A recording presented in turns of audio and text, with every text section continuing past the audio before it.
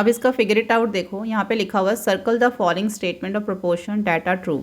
हमें बताना है इनमें से कौन सा जो है स्टेटमेंट जो है वो स्टेटमेंट ऑफ प्रोपोर्शन जो है वो ट्रू है।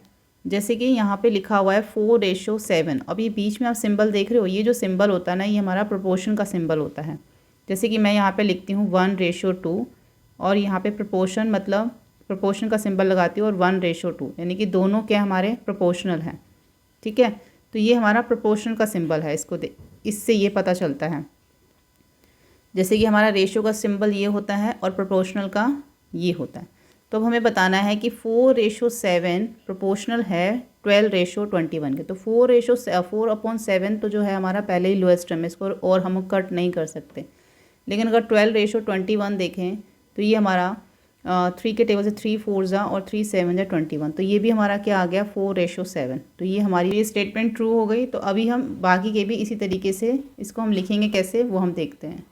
तो यहाँ पर हम लिखेंगे 4:7 और 12:21। देखो, तो जो 4:7 है हमारा वो है हमारा 4/7 और 12:21 इसका जब हम 12 और 21 का यहाँ पर हम HCF लेंगे, जैसे कि मैंने आपको ऊपर सिखाया था, तो 12 एंड 21 का जो हमारा HCF आएगा वो 3 आएगा। मैंने आपको बताया था ना, पहले एक बार 12 का ले लेना, यहाँ पे फिर एक 21 का ले लेना, फिर जो उनके फैक्टर्स आएंगे उसमें से जो पेयर बनेगा उनको आपने मल्टीप्लाई कर देना। तो यहाँ पर हम क्या करेंगे, 12:21, तो 12/21 हो गया। तो हमें क्या करना है, दोनों को जो है वो हमें 12 से डिवाइड करना है, दोनों को, 12 को भी और 21 को भी।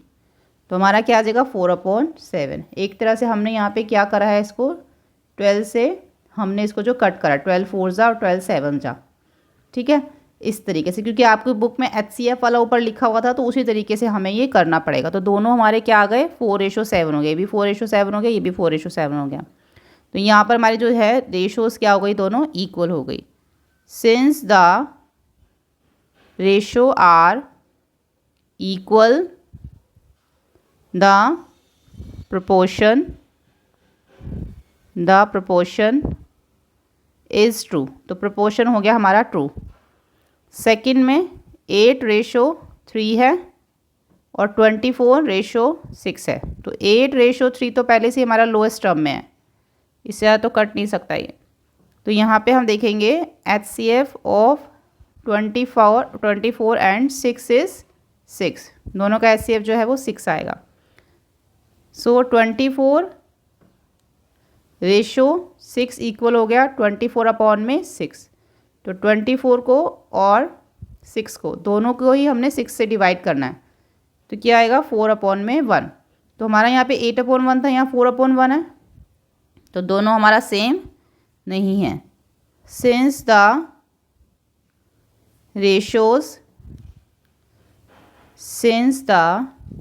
ratios are not equal, the proportion is false। तो प्रोपोर्शन क्या हो गया, फॉल्स। अब थर्ड देखो, तो यहाँ पे हमें जो फिल करना है, इसमें मिसिंग नंबर्स जो है हमें उसको इसमें फिल करना है। For these ratios and proportional of this, यानी कि इसके जो हमारे रेशियोज और प्रोपोर्शनल है ना, उसको हम फिल करेंगे।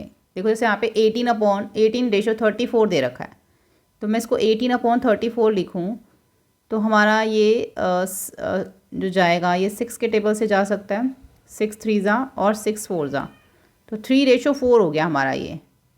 ठीक है, तो हमें 3:4 के ही जितने भी प्रोपोर्शनल यहाँ हमें जो रेशोज़ फाइंड करनी है वो 3:4 की होनी चाहिए। तो जैसे कि हमें पहला तो 3 रेशो ही दे रखा है, तो 3 रेशो ये हमारा 4 ही हो जाएगा। लेकिन फिर भी मैं आपको यहाँ पे करके दिखाती हूँ। जैसे कि फर्स्ट हमारा है 18/18:24 ले लो, और इसके साथ हो गया यहाँ पे हमारा, हमें इसको फाइंड करना तो उसको हम x मान लेते हैं यहाँ पे, तो 3:x हो गया।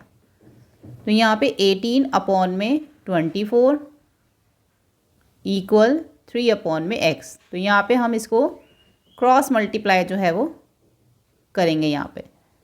तो यहाँ पर हो जाएगा हमारा 18 × 18 इंटू एक्स और नीचे क्या हो गया 24 इंटू 3 हो गया। अब देखो जो जो कट सकता है उसको काट लेंगे। 3 1 जा 3, 3 6 जा हमारा आ जाएगा 18, तो यहाँ पे आ जाएगा 6 1 जा 6 और 6 4 जा 24। तो क्या आ गया हमारा, सॉरी यहाँ पे जो है ना हमें x निकालना है ना, तो x हमारा इधर आएगा, इधर आएगा, x फाइंड करना ना हमें।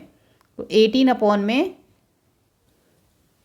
24, या तो चाहे इसको इस तरीके से लिख लो या फिर x जो हमें फाइंड करना है उसको हम लिखेंगे x 24 इंटू 3 अपॉन में 18, ऐसे लिख लो। तो 3 1 जा 3, 3 6 जा 18, 6 1 जा 6 और 6 4 जा 24। तो x क्या आ गया हमारा, x आ गया 4, यानी कि x की जगह पे क्या आ गया हमारा यहाँ पे 4, 3:4 हो गया।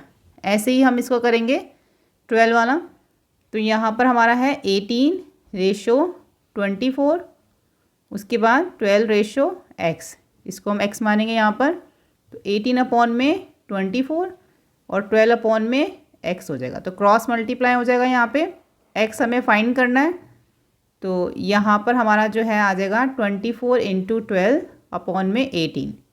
अब देखो ये हमारे 6 के टेबल से कट हो सकता है। 6 3 जा 18 और 6 4 जा 24। अब ये 3 1 जा 3, 3 4 जा 12, 4 को 4 से मल्टीप्लाई करोगे तो आएगा आपका 16। तो x की वैल्यू कितनी आ गई यहाँ पे, 16 आ गई। ठीक है, क्रॉस मल्टीप्लाई करना है आपने। अब ये देखो यहाँ पे 20 के साथ हमें फाइंड करना है, तो 18:24 और 20:x, तो 18 अपॉन में 24 और 20 अपॉन में x आ गया। x फाइंड करेंगे तो 20 इंटू 24 ऊपर चला गया 18, ऐसे इसको किया ना। तो यहाँ पे इसको कट करो, ये हमारा कट हो जाएगा। से 2 का से कट करते हैं हम इसको, तो 2 9 जा हो गया, 2 10 जा हो गया, 20 2 9 जा 18 हो गया। उसके बाद यहाँ से आप 3 से कट कर लो, 3 3 जा 9 और 3 8 जा 24 हो गया। अब और कुछ भी कट नहीं हो सकता, तो इसको मल्टीप्लाई कर दो 10 और 8 को, 80 हो गया अपॉन में 3। अब इससे ज़्यादा कट नहीं हो सकता, तो यानी कि x की वैल्यू क्या आ गई, 80 अपॉन में 3 आ गई। ठीक है, अब यहाँ पे ये देखो 27, यहाँ पे 18:24 है और यहाँ पे 27:x है। x मानेंगे यहाँ पे, तो 18 अपॉन में 24 यहाँ पे इक्वल 27 अपॉन में x, क्रॉस मल्टीप्लाई करेंगे यहाँ पे हम इसको, तो हमारा आ जाएगा x फाइंड करना है। तो 27 इंटू 24 ऊपर आ गया, 18 हमारा आ गया नीचे। अब ये 6 के टेबल से कट हो जाएगा, 6 3 जा 6 9 जा, फिर उसके बाद 6 3 2 जा 6 और 3 3 जा 9, 2 1 जा 2, 2 1 जा 2, 2 2 जा 4। और कुछ कट हो सकता नहीं, और यानी कि 12 और 3 बचे हैं। 12 और 3 को मल्टीप्लाई कर दो, तो 12 3 जा 36, यहाँ पे हमारा 36 आ जाएगा। अब क्वेश्चन नंबर 4 देखो, look at the following rectangles, which rectangle are similar to each other. इन रेक्टेंगल्स को देखो, बताओ कौन सा रेक्टेंगल जो है एक दूसरे के साथ सिमिलर है, एक जैसा है। You can verify this measuring the width and height using a scale and comparing their ratio. तो इसके लिए इन्होंने बोला है कि आपको ना इसके लिए स्केल का यूज़ करना पड़ेगा, इसकी हाइट को मेजर करने के लिए स्केल का यूज़ करोगे तभी आप इसको जो है वो मेजर कर पाओगे। तो using scale we measure the width and height of given rectangle. तो यहाँ पे अगर हम देखेंगे तो ये ABCD दे रखा है, एक एक करके आप सबको मेजर करना, और इस तरीके से ना आप टेबल बना लेना। टेबल से ना आपको इजी हो जाएगा। ऐसे आप एक टेबल बना लेना और यहाँ पर आप लिखना रेक्टेंगल, ठीक है, रेक्टेंगल, और उसको हम रेक्टेंगल को नेम दे देंगे ABCD। जैसे कि हम रेक्टेंगल A की बात करें, यहाँ पे हम ABCD दे रखे हैं ना, तो यहाँ पर उसकी लिख लेना आप विड्थ। यहाँ पर जो है विड्थ लिख लेना, विड्थ और हाइट लिखनी है हमें। तो यहाँ पर इसकी विड्थ आ जाएगी मिलीमीटर्स में, यहाँ पे जो है वो हाइट आ जाएगी मिलीमीटर्स में। ठीक है, मिलीमीटर में आपको लिखनी है यहाँ पे मिलीमीटर में, और यहाँ पर जो है वो रेशो आ जाएगी, विड्थ अपॉन में हाइट करेंगे। तो यहाँ पे ए अगर हम मेजर करते हैं, अगर वो 5 मिलीमीटर आता है और हाइट उसकी 15 मिलीमीटर आती है, तो 5 अपॉन में 15 हो जाएगा। इसको कट करोगे तो 1 अपॉन में 3 आएगा 5 के टेबल से। बी को अगर आप मेजर करते हो, आप एक बार मेजर करके देख लेना इसको। इसकी विड्थ अगर 15 मिलीमीटर आ रही है, हाइट अगर 10 आ रही है, तो 15 अपॉन में 10 हो गया। तो क्या आ गया 3 अपॉन में 2, यानी कि ये 1:3 है, ये 3:2 है। सी को देखोगे, अगर इसकी हाइट 45 है और विड्थ 45 है, हाइट 20 है, तो 45 अपॉन में 20 हो गया। ये आपको करके देखना पड़ेगा, ठीक है। तो आप इसको कट करोगे तो ये आपका आएगा 5 के टेबल से, 5 9 ज़ा 45 और 5 4 ज़ा 20, तो 9:4 हो गया। ऐसे आप डी को देखोगे, अगर 35 विड्थ है, 10 हाइट है, तो 35 अपॉन में 10 आ जाएगा। तो इसको कट करोगे 5 के टेबल से, तो 7 अपॉन में 2, यानी कि 7:2 आ गया। ई को देखोगे तो अगर 15 विड्थ है और 5 हाइट है, तो 15 अपॉन में 5 आ गया, तो 3 अपॉन में 1, 5 के टेबल से कट करोगे तो आ गया 3:1। तो इसके अंदर अगर हम देखें तो हमारा जो हमें बताना है कि कौन कौन सी जो इसमें है वो सिमिलर है। तो इसके अंदर अगर हम ए और ई देखें तो यही हमारा जो है, एक हमारा आ रहा है 1:3, एक आ रहा है 3:1, यानी कि दोनों में जो है वो एक साइड 3 टाइम्स ज़्यादा है। यहाँ पे ये जो है 3 टाइम्स ज़्यादा है और यहाँ पे ये टर्म जो है वो 3 टाइम्स ज़्यादा है। तो यानी कि ए और ई जो है वो हमारे सिमिलर है। तो हम लिखेंगे so for A and E one side is 3 times the other side. So only rectangle A and E are similar. तो A और E जो है इसमें क्या है, सिमिलर है, ठीक है। अब हम देखते हैं क्वेश्चन नंबर 5। क्वेश्चन नंबर 5 में हमें बोला गया है, look at the following rectangle, can you draw a smaller rectangle and a bigger rectangle with the same width and height ratio in your notebook, compare your rectangle with your classmate drawing, are all of them the same, if they are different from your can you think why are they wrong. अब जितनी भी इसकी width और height दे रखी है ना इस rectangle की, उसी विड्थ और हाइट का हमें एक छोटा रेक्टेंगल बनाना है और उसी विड्थ और हाइट का हमें एक बड़ा रेक्टेंगल बनाना है। तो यहाँ पे विड्थ और हाइट जो है इस रेक्टेंगल की हमें लेनी पड़ेगी। जैसे कि मैं यहाँ पे इसकी विड्थ जो है वो 12 ले लेती हूँ और हाइट जो है इसकी मैं यहाँ पे 6 ले लेती हूँ। आपको अपने हिसाब से आप इसमें ले सकते हो, ठीक है। तो मैंने ये ले लिया। तो अगर मैं यहाँ लिखूँ तो मेरा यहाँ पे जो रेशो बन रहा है इसका वो 12:6 बन रहा है, यानी कि 12 अपॉन में 6, जिसको मैं कट करूँगी तो मेरे सामने क्या आता है 2:1। यानी कि अब मैं इसका अगर स्मॉलर रेक्टेंगल बनाऊँ तो भी मेरा वो 2:1 का ही होना चाहिए। अगर मैं बिगर बनाऊँ इससे तो भी मेरा वो 2:1 का ही होना चाहिए। तो अभी वो सारे हमारे जो हैं वो सिमिलर बनेंगे। तो यहाँ पे अगर हमें बिगर स्मॉलर रेक्टेंगल बनाना है, 4 स्मॉलर रेक्टेंगल, यहाँ पे जो हम विड्थ लेंगे वो ले लेंगे 8 और हाइट ले लेंगे यहाँ पर हम 4। तो क्या हो गया यहाँ पे मेरा 8:4, जिसको मैं लिखूँगी यहाँ पे 8 अपॉन में 4, तो 4 1 जा 4, 4 2 जा 8, तो यहाँ पे 2:1 आ गया, ठीक है। 4 बिगर रेक्टेंगल, बिगर रेक्टेंगल बनाने के लिए अब मैं यहाँ पे जो विड्थ है वो 18 ले लेती हूँ, ठीक है, और हाइट जो है उसकी मैं यहाँ पे 9 ले लेती हूँ।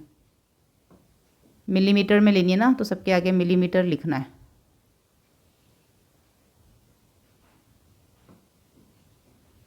एटीन मिलीमीटर और 9। तो यहाँ पे अगर हम देखें तो 18 अपॉन में 9, यानी कि 18:9 है मेरा ये। तो इसको कट करेंगे तो 2:1 ही आएगा। तो ये भी हमारा सेम ही आ रहा है। तो इस तरीके से हमें विड्थ और हाइट लेनी है कि तीनों का जो है हमारा 2:1 है। जैसे जो मेरा एक रेक्टेंगल हमें यहाँ पे दे रखा है, उसको मैंने 12/6 लिया, तो नेक्स्ट अगर मुझे स्मॉलर रेक्टेंगल बनाना है तो मैं 12 और 6 से छोटा नंबर लूँगी, लेकिन लेंगे हम इस तरीके से कि 2:1 आए। ठीक है, यानी कि एक 4 ले लिया, 4 1 जा 4, 4 2 जा 8, और दूसरा 12:6 से बड़ा हो तो 9 1 जा 9, 9 2 जा 18, इस तरीके से ले लेंगे और हमारी जो रेशो इसमें सबकी फिर सेम आएगी। क्वेश्चन नंबर 6 देखो। क्वेश्चन नंबर 6 में हमें यहाँ पे बोला गया है the following figure shows a small portion of a long brick wall with the pattern made using a colored bricks. Each wall continues this pattern throughout the wall. What is the ratio of the grey bricks, colored bricks? Try to give the ratio in the simplest form. यहाँ पे अलग अलग उसकी दे रखी है हमें, देखो अलग अलग कलर की ब्रिक्स दे रखी हैं, तो इसकी हमें ना इसमें भी रेशियो फाइंड करनी है। तो पहले हम इसका पैटर्न देखो, यहाँ पे देखो, यहाँ पे जो पैटर्न है देखो, यहाँ पे हमारा क्या आ रहा है 3 2 1, 3 2 1, यानी कि अगर हम इसको देखें रेड वाले को तो यहाँ पे 3 2 1, यहाँ पे 3 2 1, यहाँ पे 3 2 1 आ रहा है। ठीक है, इसमें ऐसा आ रहा है ना। और यहाँ पे ग्रे वाले देखो, यहाँ पे 4 फिर 3 फिर 2, 4 3 2, इस तरीके से आ रहा है यहाँ पर। तो जिस तरीके से हमें ब्रिक्स दे रखी है ना, उसी तरीके से हम इसको यहाँ पर लिखेंगे। तो पहले हम ए वाला करेंगे इसका। तो ए में जो हमारी जो ग्रे ब्रिक्स हैं पहले हमें वो लिखनी है, number of grey bricks in one set of pattern. तो कितनी है यहाँ पे, ये देखो, अगर हम ग्रे ब्रिक्स को देखें यहाँ पे तो नीचे 4 है, फिर 3 है, फिर 2 है, तो 4 + 3 + 2 कितना आ जाएगा, 9 हो जाएगा। उसके बाद जो इसके अंदर कलर्ड ब्रिक्स हैं उसको लिखेंगे नंबर ऑफ, रेड लिख देते हैं यहाँ पे, रेड ब्रिक्स या फिर कलर्ड लिख सकते हो, इन वन सेट ऑफ पैटर्न। कितना दे रखा है 3 + 2 + 1, यानी कि ये ऊपर 3 है, फिर 2 है, फिर 1 है, तो कितना हो गया 3 + 2 + 1 6 हो गया। So ratio of grey bricks to coloured bricks, यहाँ पे रेड की जगह ना कलर्ड ही कर लो।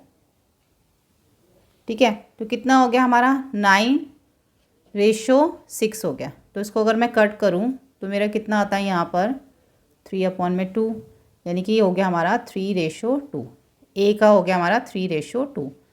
अब हम बी देखें, इसमें अगर हम काउंट करें ना ये कलर्ड वाला, तो 1 2 3 4 5 6 7 8 9 10 11 12 तो हमारी कलर्ड है। ग्रे कितनी है 1 2 3 4 5 6, ठीक है, और ये हमारी 6 है ग्रे वाली। तो यहाँ पर हम लिखेंगे number of grey bricks, grey bricks in one set of pattern. तो कितनी हमारी ग्रे वाली जो हमने इसमें काउंट करी हैं, तो यहाँ पे 1 2 3 4 5 6, ऐसे ही 7 8 9 10 11 12 और बीच में 13 14 15 16, तो टोटल हमारी 16 है ग्रे वाली। नंबर ऑफ कलर्ड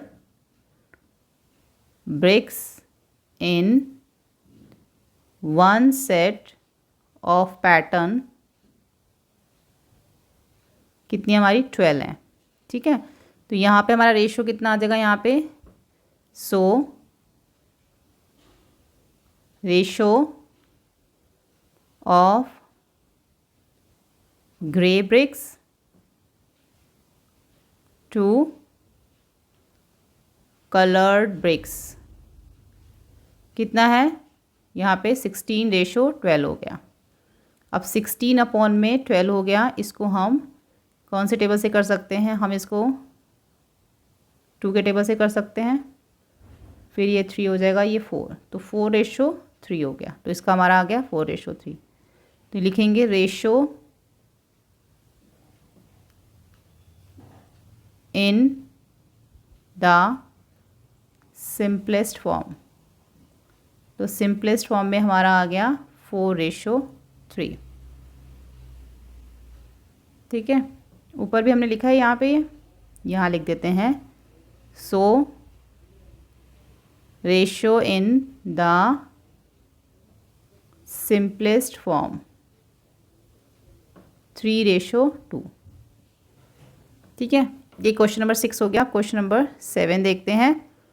यहाँ पे लिखा हुआ है let us draw some human figure, measure your friends body, the length of their head, torso, arm, legs, write the ratio are mention below. तो यहाँ पर आपको जो है सारा ये मेजरमेंट करके यहाँ पे लिखना होगा अपने फ्रेंड का। तो हेड, ट्रोसो, आर्म एंड लेग्स। देखो हेड आपको पता हमारा जो यहाँ पे सिर है ये हमारा ये हेड है ना, ये इसको। ट्रोसो ये जो बीच का पार्ट है इसको ट्रोसो कहते हैं। ये हमारी आर्म्स हैं, ये हमारी लेग्स हैं। इनका मेजरमेंट यहाँ पर जो है वो लिखना है। तो अगर आपने मेजरमेंट किया, आपका हेड जो है वो 22 यहाँ पे सेंटीमीटर आता है। ठीक है, अगर आपने यहाँ पे लिख दिया। ट्रोसो आपने मेजरमेंट किया आपका यहाँ पे, ट्रोसो जो है आपका यहाँ से लेके ना, यहाँ से लेके यहाँ तक पूरा का पूरा ये हिस्सा जो है वो ट्रोसो में आएगा। आपने इसको मेजर किया तो आपका 50 सेंटीमीटर आया। फिर ट्रोसो आपका यहाँ पे 50 सेंटीमीटर है। आर्म आपने मेजर करी तो आपकी है वो, जैसे कि आप यहाँ पे लिख सकते हो 60 सेंटीमीटर। ऐसी ट्रोसो जो है आपका 50 सेंटीमीटर है। और लेग आपने यहाँ पे मेजर करी तो 80 सेंटीमीटर। तो अब आपको इसको रेशो में निकालना है। तो हेड और ट्रोसो की अगर हम रेशो निकालें तो यहाँ पे 22/50 है। तो ये हमारा 2 से 2 1 जा 2, 2 1 जा 2 और 2 2 जा 4 और 2 5 जा यहाँ पे 10 आ गया। यानी कि जो हेड और ट्रोसो की जो रेशो निकली है वो 11:25 निकली है। ऐसे ही हम आर्म की और ट्रोसो की अगर निकालें तो 50/60 है। तो 0 से 0 कट हो गया तो 5:6 आएगा इसका। ऐसे ही ट्रोसो और लेग की अगर हम रेशो निकालें तो 50/80 है। तो 0 से 0 कट हो जाएगा तो 5:8 आएगा। तो बस इसमें इतना ही करना था। आपको अपने फ्रेंड की बॉडी का मेजर लेना था और उसको रेशो में जो है फिर वो कन्वर्ट करना था। तो ज़रूरी नहीं आपको यही मेजरमेंट लिखनी है, आप अपनी तरफ से कोई और मेजरमेंट भी लिख सकते हो और उसको फिर वो रेशो में कर सकते हो। ठीक है, तो यहाँ पर हमारा ये कंप्लीट हुआ है। नेक्स्ट वीडियो में हम यहाँ से करेंगे। लिंक आपको नीचे डिस्क्रिप्शन बॉक्स में दे रखा है। Thank you.